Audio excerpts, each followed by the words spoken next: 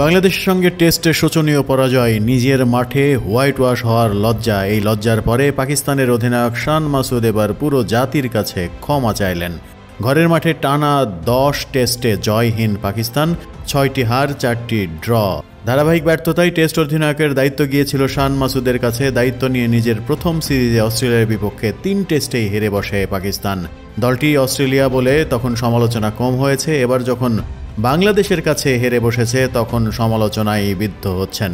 বাংলাদেশ এই সিরিজের আগে কখনোই পাকিস্তানের বিপক্ষে টেস্ট জিততে পারেনি। সেই বাংলাদেশ পাকিস্তানের মাটিতে টানা 2টি টেস্ট জিতেছে বড় ব্যবধানে।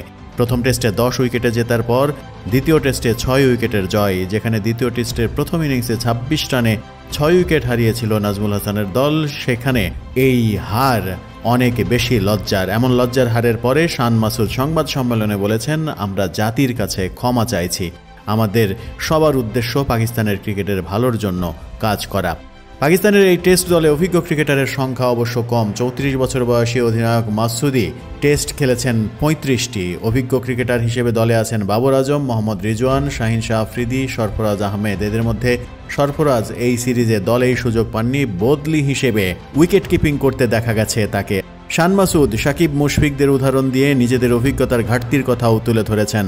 বাংলাদেশের 2 জন ক্রিকেটার আছে যারা 70 থেকে 90টি টেস্ট খেলেছে।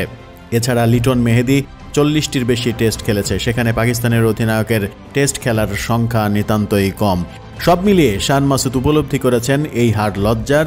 এই হারের জন্য তাই জাতির কাছে ক্ষমা চাওয়া উচিত।